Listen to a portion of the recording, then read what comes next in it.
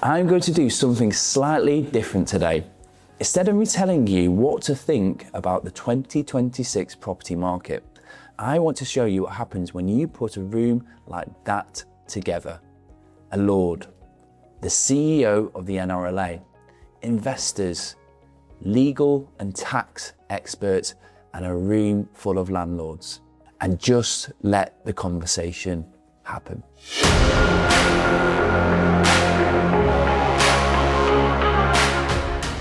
My name is James Donoghue.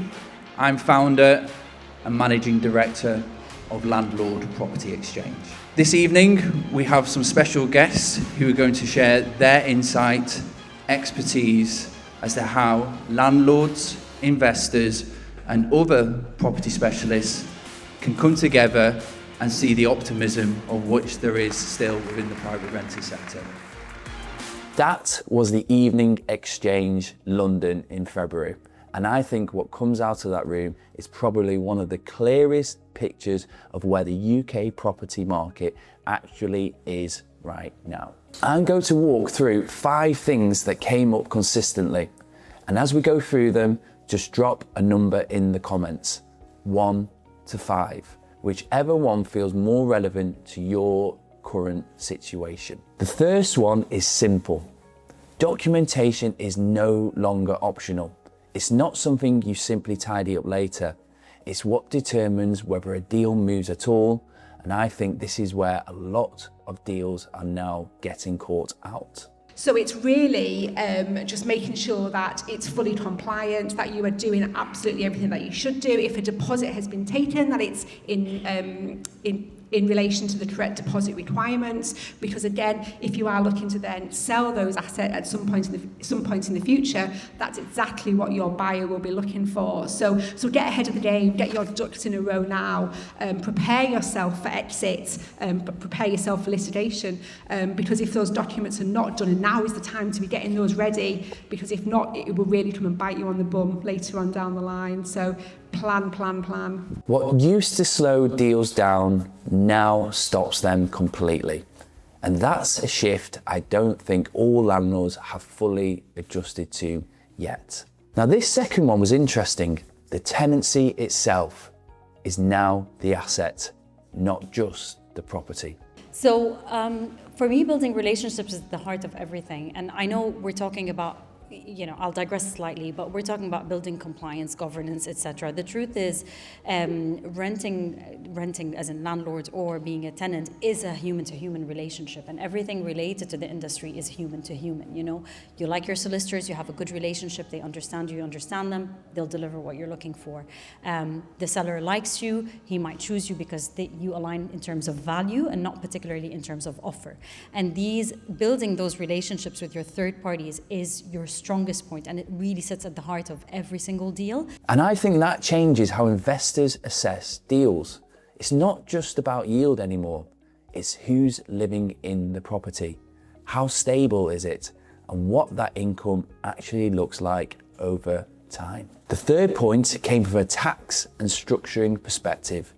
Decisions that used to be made later in the sales process are now needed to be made much earlier.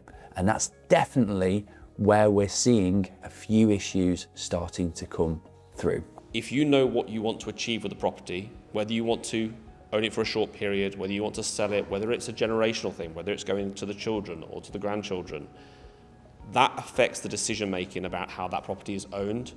Because generally speaking, you can mitigate a lot of tax in how you acquire a property. But once you've bought it, to move it to another vehicle or to change its ownership, you're just going to trigger tax events. And there's nothing that I can do or any other tax advisor can do to stop those trigger events happening. So it's key right from the start that you know what your end goal is. And the movement to get into limited companies, a lot of that, James, was started off by this restriction on mortgage interest. And when they're not, that's where cost creeps in, or deals stall, or people end up having to unwind things they didn't plan for properly. The fourth point was probably the most practical, why off-market works. Well, you know that it took you a bit of time to get me to part with some of my stuff. I think once a landlord, always a landlord. property in itself is fascinating, tenants are fascinating, there's money in it, it's a long-term game, but in terms of restructuring, I found a much better way to continue. Doesn't mean I'm going to stop buying. What she describes there is alignment happening earlier, before things become competitive and things become noisy. And I think it's the real difference between trying to sell and actually placing a property in the off market properly. The fifth point is all about timing. You've got a window now where up until the 1st of May, you will be able to make certain decisions about your portfolio that you won't be able to make post the 1st of May. Window is real, not in a dramatic sense, but in terms of how decisions are actually being made right now.